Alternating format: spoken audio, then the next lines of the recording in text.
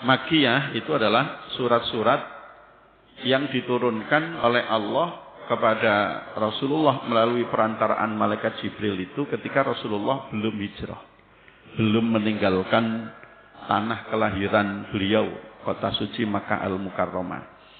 Sedangkan Madaniyah itu adalah ayat atau surat yang diturunkan oleh Allah kepada Kanjeng Nabi melalui perantaraan malaikat Jibril setelah beliau hijrah dari Makkah ke Medina di usia 53 tahun itu.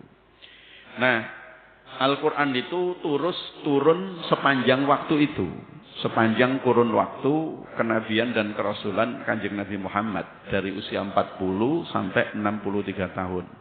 Itu yang kemarin sudah kita sampaikan bahwa usia 60 itu Allah sudah memberikan kesempatan yang cukup sehingga tidak ada alasan orang itu untuk tidak beribadah kepada Allah Subhanahu wa taala.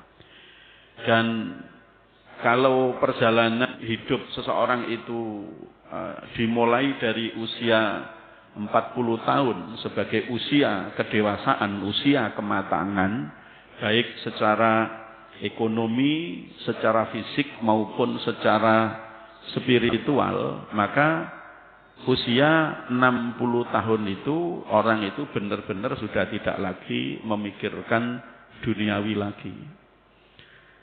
Orang harus sudah mulai benar-benar fokus untuk melihat kehidupan selanjutnya dengan mengumpulkan bekal sebanyak-banyaknya. Padahal di usia 60 tahun itu kebanyakan orang itu secara fisik juga sudah mulai berkurang kekuatan fisiknya. Munculnya penyakit, ya, bukan hanya satu, komplikasi, komorbid, macam-macam, ya, sehingga kalau ibadah itu tidak dimulai sejak awal, ya, paling tidak itu usia kematangan itu yaitu tadi usia 40 tahun, maka kita akan menjadi orang yang rugi kalau kemudian kita tidak bisa mengumpulkan bekal sebanyak-banyaknya untuk kehidupan berikutnya nanti. Dan wahyu yang diturunkan oleh Allah kepada Rasulullah sebelum Rasulullah wafat itu lebih sering turunnya itu dibanding ketika usia Rasulullah masih 40-50. Jadi lebih sering itu ketika Rasulullah sebelum wafat wahyu itu diturunkan oleh Allah. Dan Al-Quran itu para jamaah isinya sepertiga isi Al-Quran itu adalah kisah-kisah umat terdahulu. Nah, untuk kisah umat-umat terdahulu ini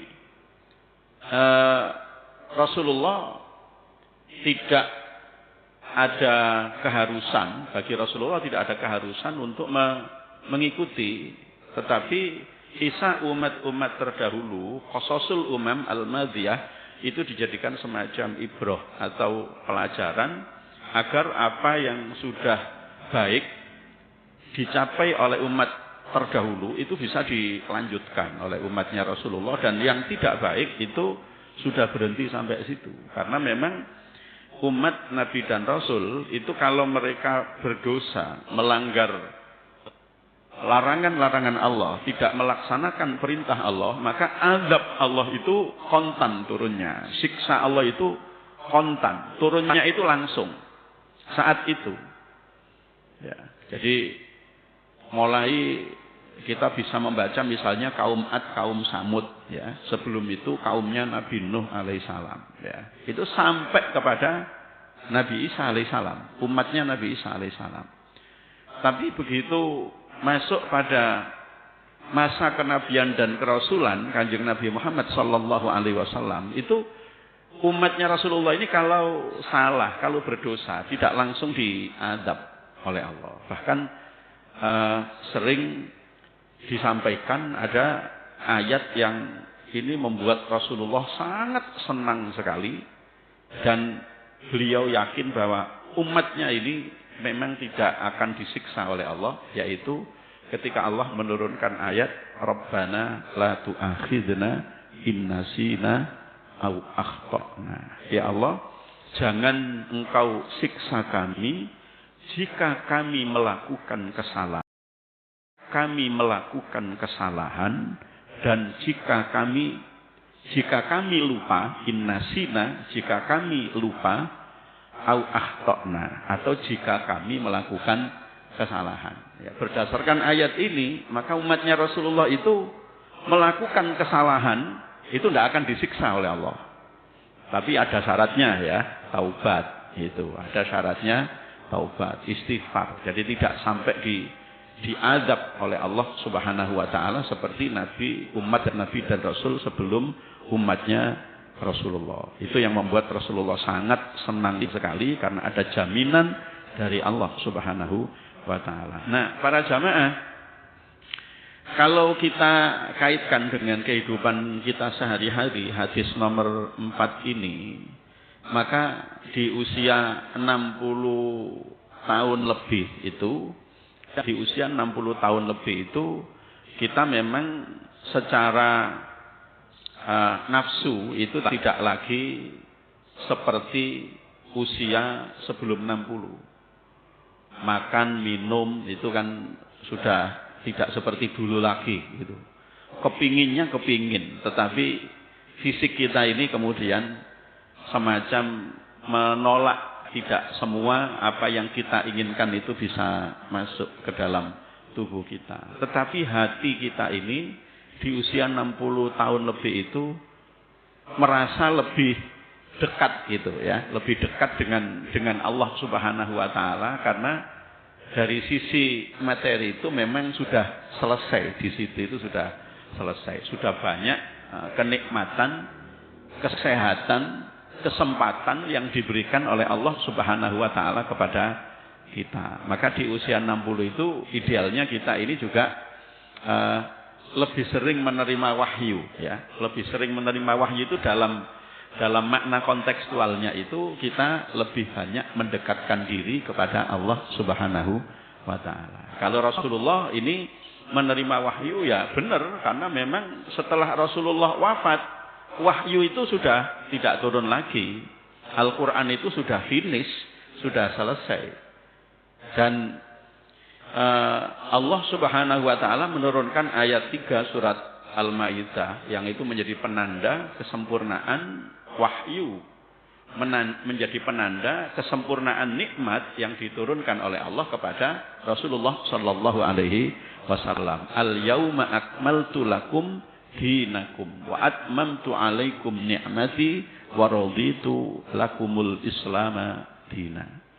Ayat ini, ayat 3 surat Al-Maidah ini sebenarnya bukan wahyu terakhir. Bukan wahyu terakhir, karena Rasulullah setelah menerima ayat al-yauma akmaltu lakum dinakum itu, beliau masih hidup. Beliau masih hidup itu kurang lebih sekitar 92 hari. Berarti masih kurang lebih sekitar 3 bulan. Rasulullah itu masih hidup setelah menerima al-yauma akmaltu lakum dinakum. Meskipun sebagian ulama menyebut itu sebagai wahyu terakhir, tetapi sebenarnya itu bukan wahyu terakhir, karena Rasulullah itu masih 3 bulan kurang lebih 92 hari sebelum beliau wafat, wahyu itu diturunkan. Yang terakhir benar wahyu itu adalah ayat ini ya, di Al-Baqarah, saya lupa ayatnya itu ayat berapa. A'udzubillahi minasyaitonirrajim. Wattaqu yauman turja'una fihi ilallahi tsumma tuwaffa kullu nafsin ma kasabat wa hum la yudlamun. Itu ayat ini disebut ayat terakhir, dan ulama mayoritas berpendapat bahwa ayat inilah wattaqu yauman turja'una fihi ilallah, ini adalah ayat yang terakhir, karena 11 hari setelah ayat ini diturunkan Rasulullah itu wafat. Ya, jadi 11 hari setelah ayat ini diturunkan Rasulullah itu wafat. Jadi wattaqu yauman itu takutlah kamu pada suatu hari. Ya, wattaqu yauman turja'una fihi ilallah. Di mana pada hari itu kamu akan dikembalikan kepada Allah. Ini menjadi ayat terakhir, wahyu yang terakhir. Jadi intensitas turunnya wahyu itu memang lebih banyak sebelum Rasulullah wafat. Karena memang Al-Quran mau tidak mau ya harus selesai, finish dengan wafatnya Rasulullah. Ya, jadi kalau Kalau setelah Rasulullah kok masih ada Al-Qur'an, ada orang yang berpendapat seperti itu salah besar ya. Wong tidak ada nabi dan rasul sesudah Rasulullah Muhammad sallallahu alaihi wasallam. Makanya malaikat Jibril sudah tidak turun lagi untuk memberikan wahyu Al-Qur'an itu karena Rasulullah sudah wafat. Tetapi Rasulullah sallallahu alaihi wasallam meminta kepada Allah, juga meminta kepada malaikat Jibril supaya beliau tetap turun ke bumi ini, dan oleh Allah itu diizinkan malaikat Jibril turun setiap tahun itu di malam Lailatul Qadar. Tanazzalul malaikatu warruhu fiha biidzni rabbihim min kulli amr. Ya, jadi makna kontekstualnya hadis ini bagi kita adalah kalau kita sudah usia 60 tahun itu berarti kita lebih banyak waktu kita untuk mendekatkan diri kepada Allah Subhanahu wa taala. Sebenarnya sederhana kalau dalam prakteknya, dan kalau mau dipraktekkan juga tidak sulit. Misalnya saja ya, memperbanyak waktu untuk mendekatkan diri kepada Allah ya termasuk datang ke masjid. Datang ke masjid, maghrib, sholat jamaah di masjid, ada majelis taklim begini ikut. Ketika masuk masjid, sholat sunat tahiyatul masjid, terus niat iktikaf di dalam masjid. Nanti setelah maghrib, kalau misalnya tidak ada majelis taklim seperti ini, bisa dimanfaatkan untuk ngaji Al-Quran, ya, untuk berzikir. Bahkan sampai kita ngantuk-ngantuk di masjid ini, kalau sudah diniati iktikaf, itu kita tetap mendapatkan pahala dari Allah Subhanahu wa taala. Banyak ya. Jadi justru malah ketika sudah pensiun dalam arti sudah tidak bekerja lagi untuk mencari nafkah karena memang sudah pensiun, justru saat itu kita lebih leluasa untuk menggunakan waktu dan kesempatan untuk banyak mendekatkan diri kepada Allah Subhanahu wa taala. Dan insya Allah sudah tidak ada alasan lagi. Kalau sudah pensiun mau alasan lagi. Sibuk apa? Ngomong cucu, Ustaz. Cucu itu duduk kewajibannya mbahe. Cucu itu kewajibannya orang tuanya, ya. Jadi kalau nuruti sibuk itu gak ada selesainya, ya, gak ada selesainya. Masih muda sibuk enggak. Wong sholat saja berapa lama, dan kerja yang kita lakukan itu kalau diniati ibadah itu juga bernilai pahala, ya. Jadi innamal a'malu binniyat, niyatul mu'min khairun min amalihi. Kita lanjutkan hadis nomor 5.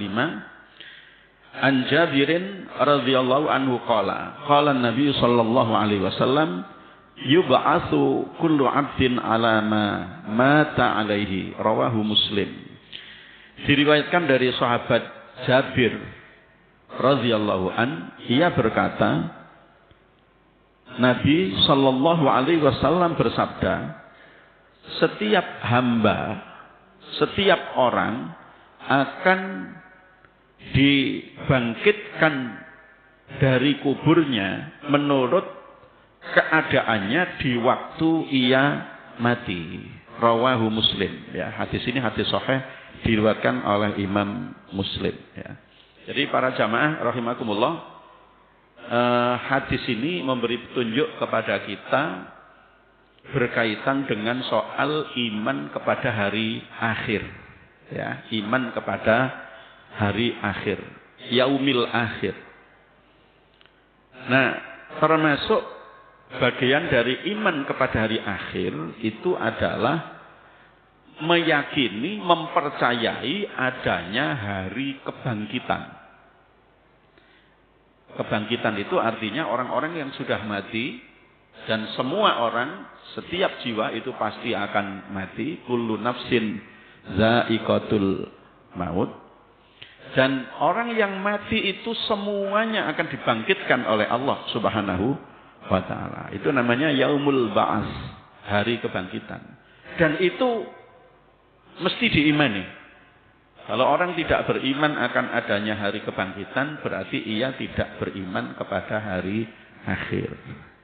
Kalau ia tidak beriman kepada hari akhir, berarti dia bukan orang yang beriman kepada Allah Subhanahu wa ta'ala. Allah Subhanahu wa ta'ala. Pasti. Dan tidak perlu dibayangkan. Hari akhir, bagaimana manusia dibangkitkan, itu gak perlu dibayangkan. Karena pikiran kita tidak sampai ke situ. Itu termasuk masalah gaib, masalah yang nanti pasti akan terjadinya, karena Allah sudah memberikan petunjuknya kepada kita di dalam Al-Quran. Rasulullah juga memberikan petunjuknya berdasarkan sabda-sabda beliau. Ya, jadi ini hari kebangkitan itu pasti ada. Ya. Dan orang yang dimakamkan dengan cara apapun, itu akan dibangkitkan kembali oleh Allah. Dia matinya dikubur, ya dibangkitkan. Dia matinya dibakar, dibangkitkan. Dia matinya dilarung ke laut, dibangkitkan kembali oleh Allah Subhanahu wa ta'ala. Ya, jadi tidak ada yang tidak dibangkitkan. Karena ini merupakan bagian dari kehidupan akhirat. Ya, keimanan kepada hari akhir.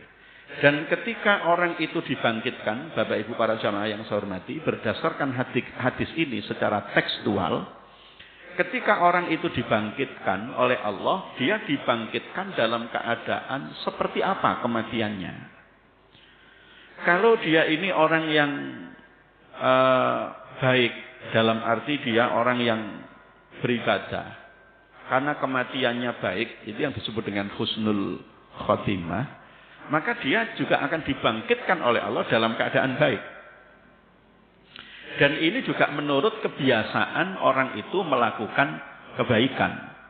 Makanya kita diajarkan di dalam ajaran Islam ini untuk melakukan kebaikan sebanyak-banyaknya. Dan kalau bisa, kita ini punya ciri khas kebaikan yang menjadi kebiasaan kita. Misalnya saja, kita senang ngaji Al-Quran. Orang yang senang ngaji Al-Quran, insya Allah matinya dalam keadaan dia membaca Al-Quran. Jadi orang mati itu juga menurut kebiasaannya. Termasuk kebiasaan mengatakan yang baik. Orang mati akan mengatakan perkataan yang baik menurut kebiasaan hidupnya. Kalau ia banyak beristighfar kepada Allah, maka saat kematiannya pun sebelum mati dia sempat menyebut nama Allah itu. Tapi kalau saat kehidupannya itu dia biasa meso, apa meso itu? Jenenge kewan disebut kabeh, ya. Jadi meso itu nanti ketika dia mati itu mau diambil oleh malaikat Israel itu ya dipisui malaikatnya. Oh, malaikat ada dipisui, tambah kita warik gitu, berodol kabeh.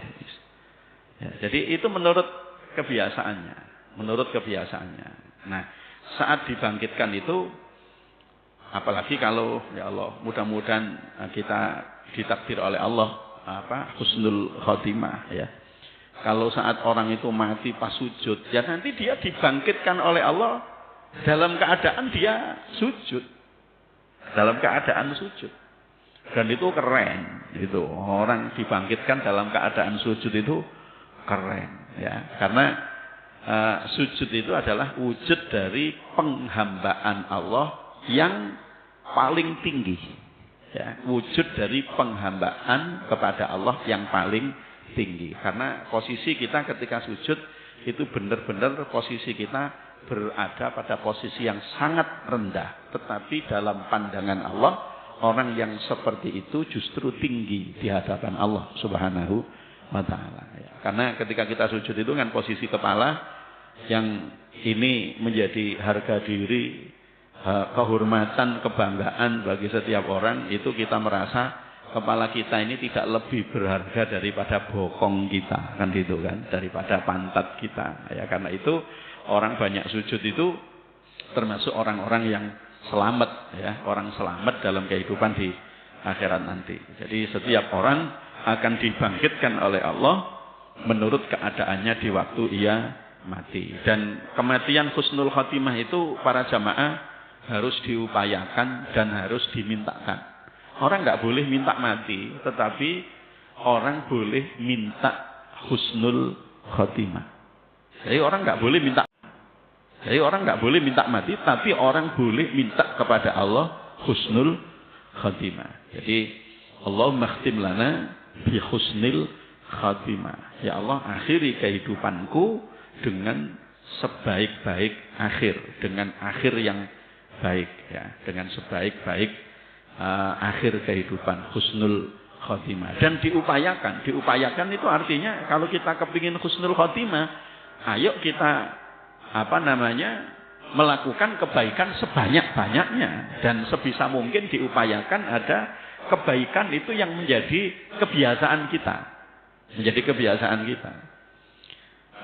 nanti di bab berikutnya kalau tidak salah, itu kebaikan yang dilakukan itu tidak harus yang nilainya besar, dalam arti orang harus mengeluarkan biaya besar gitu, tidak harus seperti itu. Tetapi yang kita bisa melakukan sesuai dengan kemampuan kita dan itu menjadi kebiasaan kita, itu sudah cukup. Ya mohon maaf, masuk masjid begini, kalau ada misalnya yang plastik atau ada kotoran, kita ambil itu kebaikan. Dan kalau itu jadi kebiasaan baik untuk diri kita. Setiap kita masuk masjid melihat kok ada yang kotor, terus gak perlu panggil orang, diambil saja. Bahkan nanti oleh Rasulullah itu disebut, ternyata Rasulullah melihat kebaikan yang banyak dipandang sepele oleh kebanyakan manusia, oleh kebanyakan orang, itu adalah menyingkirkan hambatan atau kotoran atau penghalang di tengah jalan. Ya, padahal banyak orang abai, banyak orang tidak peduli. Ya, kalau sekarang kita kaitkan dengan kehidupan sekarang, musimnya musim hujan. Kemarin di Sidoarjo itu 3 kecamatan itu banjir semua, Waru, Sedati, Taman. Itu karena apa? Ya karena salai menungso. Ya. Jadi kenapa kemarin sebelum hujan itu misalnya yang berwenang pejabat-pejabatnya tidak antisipasi, dikeruk, enceng gondoknya dihabisin dulu itu kan. Kemudian kerja bakti massal macam-macam. Kalau sudah begini kan lalu orang saling menyalahkan ini. Ya.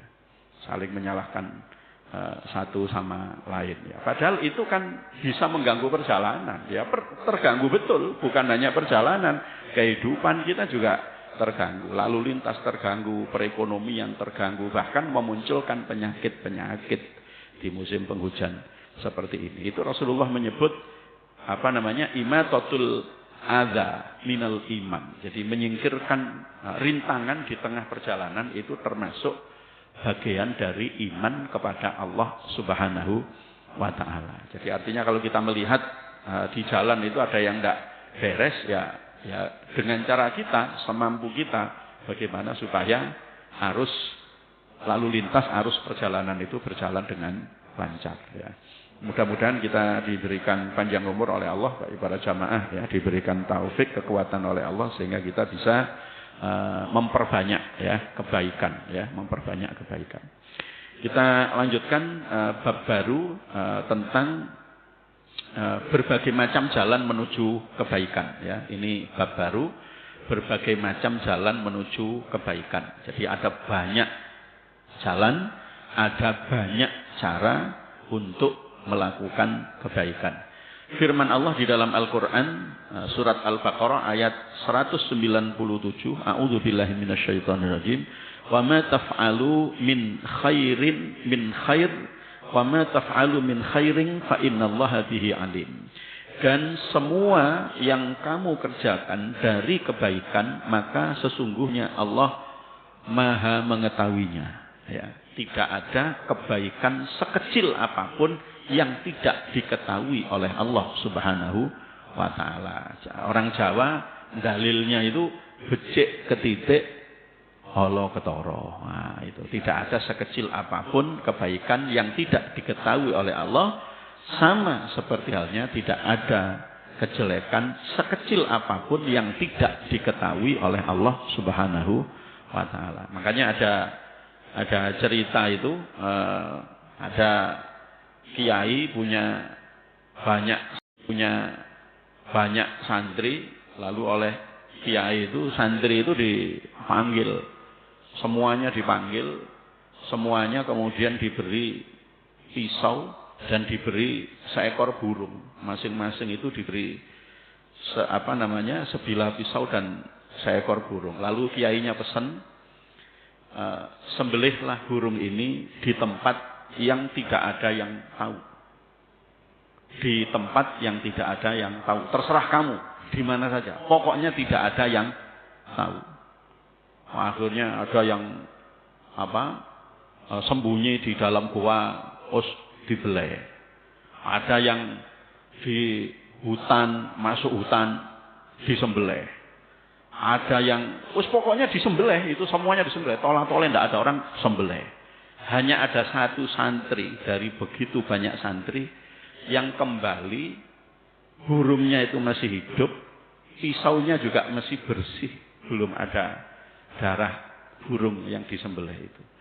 Lalu ditanya oleh kiainya, mengapa kamu tidak sembelih, tidak laksanakan perintahku? Bagaimana saya mau menyembelih burung ini, kiai?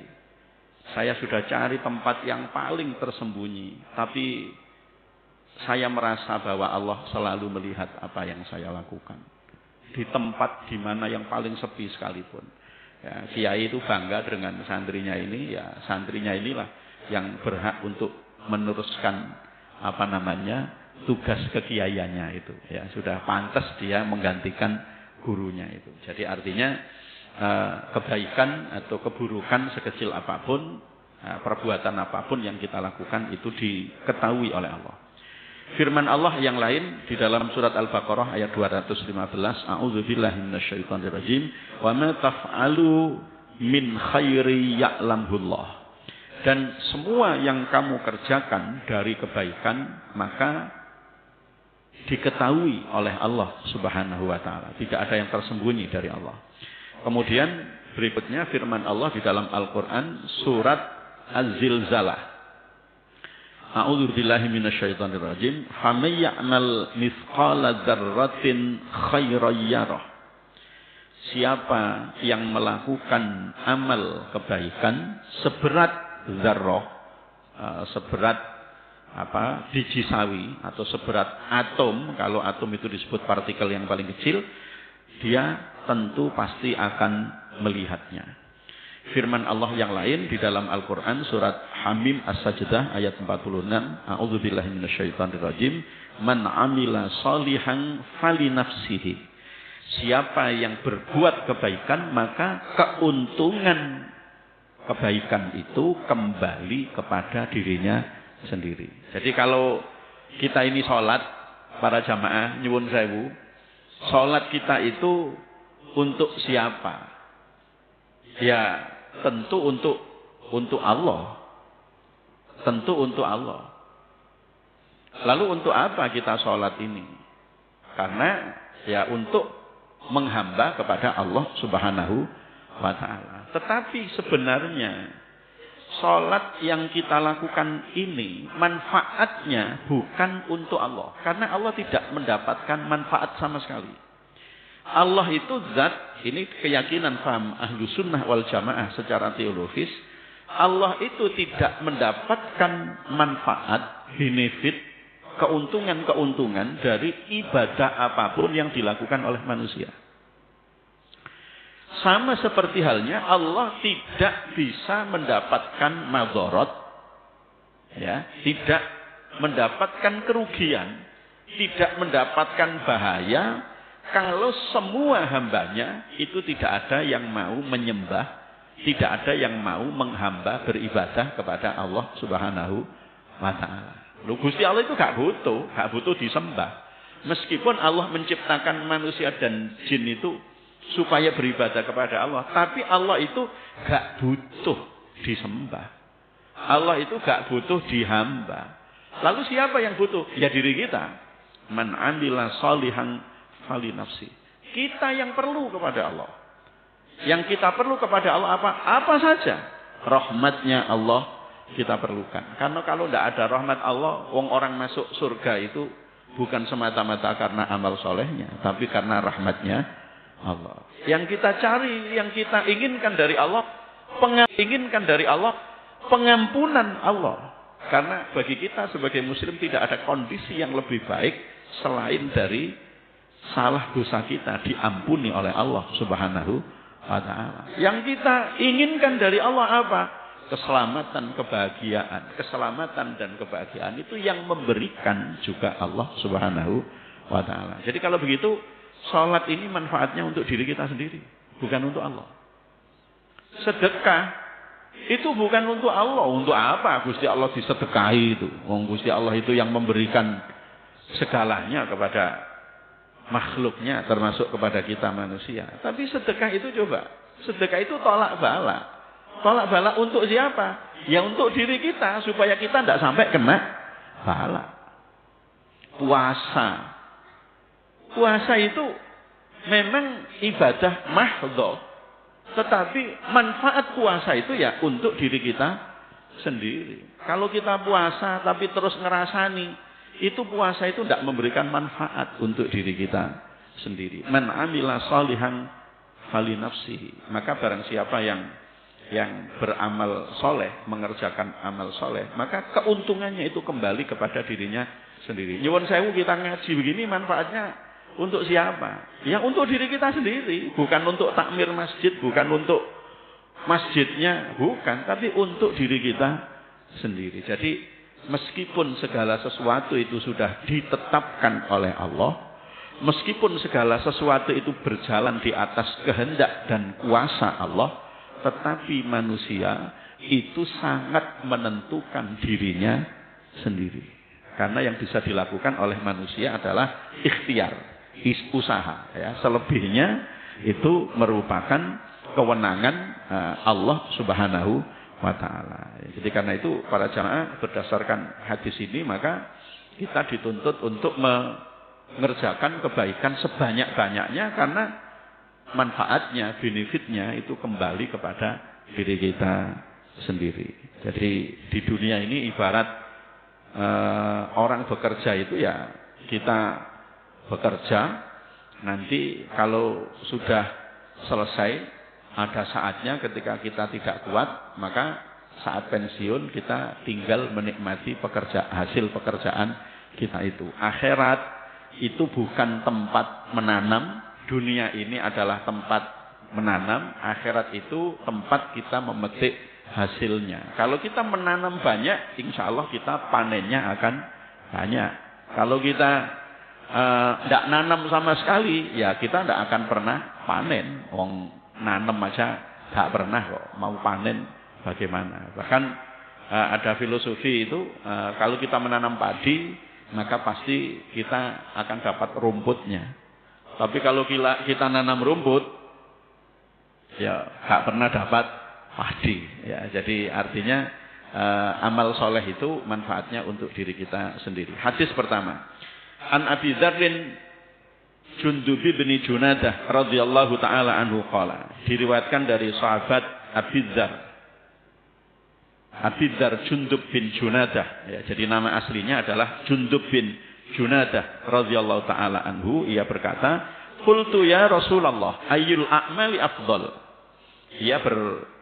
Ia berkata, saya bertanya kepada Rasulullah, "Wahai Rasulullah, amal apa yang paling utama? Ayyul a'mali afdal?"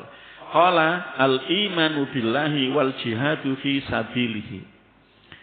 Rasulullah menjawab, amal yang utama itu adalah iman kepada Allah dan jihad di jalan Allah. Ya, iman kepada Allah. Ini nomor satu, tidak bisa ditawar. Ya, semua ulama sepakat bahwa amal yang paling utama adalah iman kepada Allah Subhanahu wa ta'ala. Sak dablek-dableknya orang, sak pendosa-pendosanya seseorang, kalau dia masih beriman kepada Allah, dijamin masuk surga. Ya. Dan wujud orang itu beriman kepada Allah adalah ia meyakini bahwa tidak ada Tuhan selain Allah. Itu diekspresikan secara verbal dengan lisannya, sehingga Rasulullah mengatakan, man qala la ilaha illallah dakhalal jannah. Barang siapa yang pernah mengucapkan kalimat la ilaha illallah, tidak ada Tuhan selain illallah, tidak ada Tuhan selain Allah, maka ia pasti masuk surga. Ini iman, ya. Iman ini kita rawat, kita jaga. Bagaimana menjaga iman, merawat iman? Dengan amal soleh. Iman kita bisa mati, iman kita ini bisa lapuk, ya. Iman kita ini tidak akan subur kalau tidak dipupuk dengan amal soleh. Maka di dalam Al-Quran, di dalam banyak ayat, Allah selalu merangkai, menggandeng amal soleh, iman itu dengan amal soleh. Amanu wa amilus solihat, ya. Illalladzina amanu wa amilus solihat. Jadi kecuali orang-orang yang beriman dan beramal soleh. Jadi iman itu menjadi dasar bagi tumbuhnya, bersemainya amal soleh. Amal soleh yang dibangun atas dasar iman yang kuat itu juga pasti akan mati amal soleh itu. Kenapa orang bisa istiqomah? Kenapa orang jamaah 5 waktunya bisa istiqomah di masjid? Karena iman. Karena iman. Kalau imannya lemah, dia tidak akan istiqomah. Dan iman ini menentukan banget. Meskipun hujan-hujan gini, gak peduli dia. Oh, nek sampai mati ke masjid, mati husnul khotimah. Jadi iman yang membuat kita itu menjadi kuat. Kita puasa itu kenapa kuat? Padahal sahurnya mungkin aja sedikit. Ya karena iman. Karena iman, dan itu diekspresikan dengan niat. Nah, niat puasa. Kalau diniati sesuatu itu, yang asalnya tidak kuat menjadi kuat. Dan yang bikin kuat kita itu karena iman itu. Jadi makanya Rasulullah Sallallahu Alaihi Wasallam di dalam banyak hadis beliau sampai mengatakan begini. Hadisnya juga hadis sahih. La yazni zani hina yazni wa huwa mu'min. Seseorang yang berzina itu dia tidak akan melakukan zina kalau pada waktu itu ia beriman kepada Allah Subhanahu wa ta'ala. Berarti orang kok sampai melakukan perzinahan itu pasti gak beriman. Pasti gak beriman. Pasti gak beriman. Atau imannya itu dalam keadaan drop. Imannya itu mati. Kenapa mati? Karena tidak dipupuk oleh amal soleh. Orang-orang yang pekerjaannya seperti itu kan biasanya yang bisa kita lihat ya tidak sholat, ya tidak tidak melakukan kebaikan kepada sesama karena hanya memperturutkan hawa nafsunya. La yazni zani hina yazni wa huwa mu'min. Tidak akan berzina seorang yang berzina itu kalau pada saat itu ia dalam keadaan beriman kepada Allah. Wala yasrikus sarik hina yasrik wa huwa mu'min. Seseorang tidak akan melakukan pencurian kalau pada saat itu ia beriman kepada Allah Subhanahu wa ta'ala. Jadi orang yang mencuri itu dia lepas kontrol, dia tidak punya iman, imannya itu mati sehingga dia kemudian melakukan pencurian itu. Nanti ketika dia mendapatkan hidayah dari Allah, iman itu dikembalikan lagi oleh Allah ke dalam hatinya. Lalu ia menyesali, ia bertaubat itu. Jadi orang taubat itu orang yang mendapatkan hidayah dari Allah dan orang yang imannya itu mulai hidup kembali. Itu orang yang taubat itu. Ya.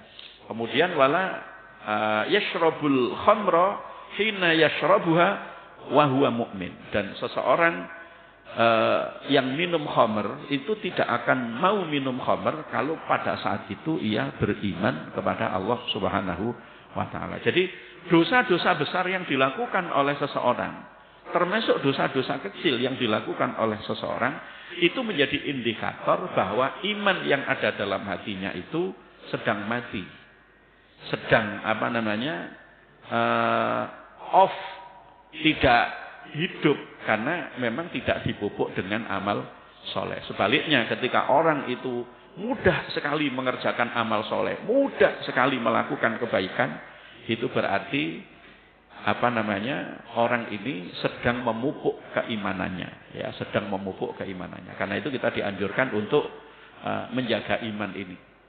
Yang kedua, para jamaah, ajaran amal yang paling utama itu adalah jihad di jalan Allah. Ini konteksnya kalau pada waktu itu, pada masa Rasulullah adalah perang, kital, jihad bimaknal kital, ya. Jadi jihad itu bermakna peperangan.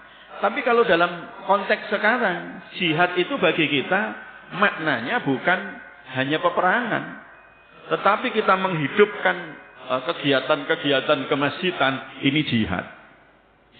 Karena lebih banyak orang yang tidak peduli mungkin dengan kegiatan-kegiatan syiar Islam. Apalagi menjelang datangnya tahun baru, menjelang pergantian tahun, itu eman-eman gitu. Eman-eman, sebelum itu ibadahnya tekun. Itu malam tahun baru malah dirusak dengan minum-minuman keras, ya, naudzubillahi min dzalik. Nah, apalagi pas minum-minuman keras terus mati. Ya, nanti waktu dibangkitkan dari kubur ya dalam keadaan nyekek botol gitu itu. Naudzubillahi min dzalik, ya. Mudah-mudahan kita diberikan hidayah dan taufik oleh Allah Subhanahu wa taala, bisa menjaga, merawat keimanan kita kepada Allah dan juga bisa selalu berjihad, ya. Jihad dalam arti kita berjuang, ya, di jalan Allah dengan kemampuan yang kita miliki, dengan harta benda, dengan pikiran, dengan tenaga, dengan apapun yang bisa kita lakukan untuk mendekatkan diri kepada Allah Subhanahu wa taala. Para jamaah, sudah Isya ini nggih. Demikian yang dapat saya sampaikan, semoga bermanfaat dan mohon maaf saya tidak bisa ikut jamaah Isya di sini. Mohon maaf juga nanti di hari Kamis kedua bulan Januari saya tidak bisa ngaji karena insya Allah akan berangkat umroh sekeluarga nanti juga dalam rangka membimbing jamaah Safira itu tanggal 4 Januari sampai tanggal 12 Januari. Mohon doa Fatihah. Semoga saya dan semua jamaah diparingi selamat, sehat walafiat. Dan insya Allah Bapak Ibu dari Tanah Suci, jamaah Masjid Al-Maghfirah, saya sambung doa. Semoga panjenengan semuanya juga ditakdir oleh Allah dapat menunaikan ibadah haji, ibadah umrah. Al-Fatihah. Bismillahirrahmanirrahim. Alhamdulillahirabbil alamin arrahmanir rahim maliki yaumiddin. Iyyaka na'budu wa iyyaka nasta'in ihdinas siratal mustaqim siratal ladzina an'amta 'alaihim ghairil maghdubi 'alaihim waladdallin. Amin. Allahumma shalli wa sallim wa barik ala sayyidina Muhammad wa ala ali sayyidina Muhammad. Alhamdulillahirabbil alamin.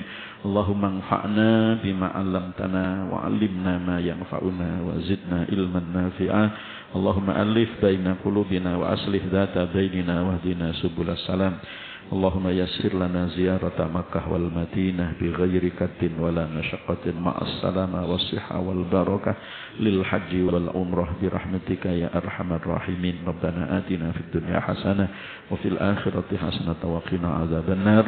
Walhamdulillahi rabbil alamin. Subhanakallahumma wa bihamdik asyhadu an la ilaha illa anta astaghfiruka wa atubu ilaik. Wallahu a'lam bissawab. Assalamualaikum warahmatullahi wabarakatuh.